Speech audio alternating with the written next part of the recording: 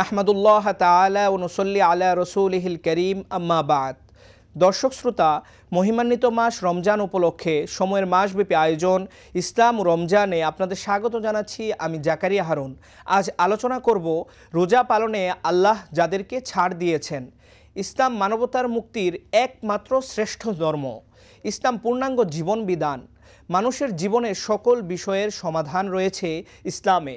কারো উপর ইসলামের বিধান চাপিয়ে দেওয়া হয় না, বরং সুবিধা অসুবিধার বিবেচনা করা হয়। এখানে তুলে ধরছি যে 5 ধরনের ব্যক্তির জন্য রমজানের রোজা না রেখে পরে রোজা রাখার ছাড় দেওয়া হয়েছে।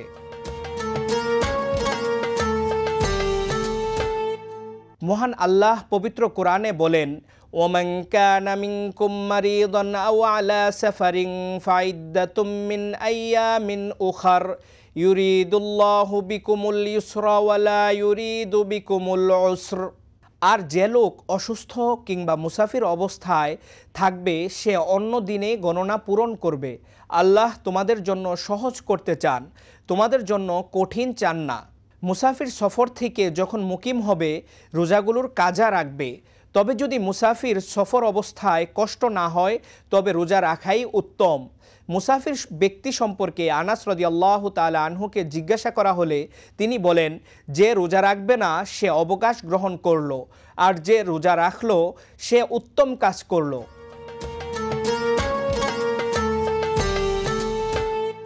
রোজা রাখার কারণে কোনো জটিল রোগ সৃষ্টি বা পুরাতন রোগ বৃদ্ধির প্রবল ধারণা হলে তার জন্য রোজা না রাখার অনুমতি আছে।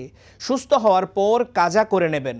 তবে মনে রাখতে হবে, রোগ সৃষ্টি বা পুরাতন রোগ বৃদ্ধির আশঙ্কা যদি দৃঢ় হয় তাহলে তো কথা নেই, নতুবা একজন অভিজ্ঞ ও দিনদার চিকিৎসকের মতামতের ভিত্তিতে রোজা না রাখার সুযোগ রয়েছে।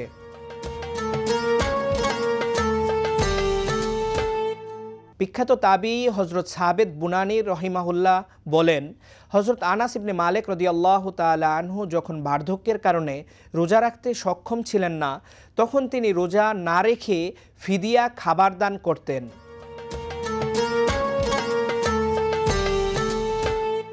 রোজা রাখার কারণে গর্ভবতীর নিজের কিংবা সন্তানের প্রাণহানি বা মারাত্মক স্বাস্থ্যহানির প্রবল আশঙ্কা হলে তার জন্য রোজা না রাখার সুযোগ রয়েছে।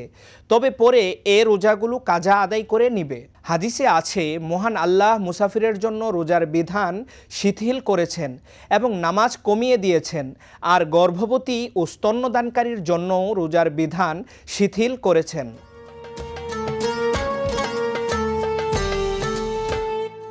হায়েস অর্থাৎ মাসিক ঋতুস্রাবের সময় এবং নেফাস তথা সন্তান জন্মদানের পরবর্তী 40 দিন নারীদের জন্য ওয়াজিব হলো রোজা না রাখা। এ অবস্থায় নামাজ ও রোজা কোনোটাই আদায় করা জায়েজ নেই। পরবর্তীতে রোজা কাজা আদায় করবে, আর নামাজের কাজা আদায় করতে হবে না।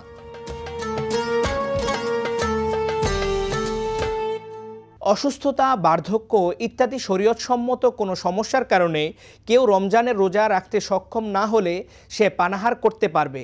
তবে রোজাদারদের অগোচরে পানাহার করা উচিত। মুসাফির যদি দিনের বেলা সফর থেকে বাড়ি ফিরে আসেন তাহলে অবশিষ্ট দিন পানাহার থেকে বিরত থাকবে।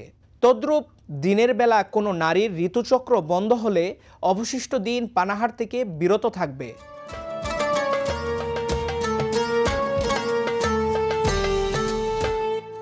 রমজান জিজ্ঞাসা।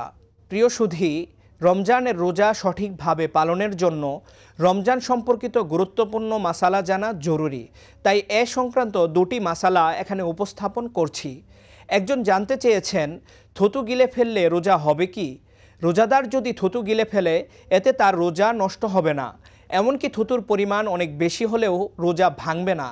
তবে অন্য কারো থুতু গিলে ফেললে কিংবা নিজেরই থুতু মুখ থেকে বের করার পর আবার তা গিলে ফেললে রোজা ভেঙে যাবে।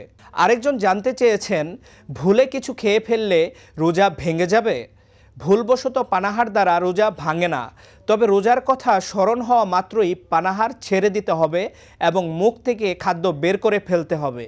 দর্শক শ্রোতা, রমজান মাস জুড়ে সময় নিয়মিত আয়োজন ইসলাম রমজানের সঙ্গে থাকার জন্য সবাইকে ধন্যবাদ।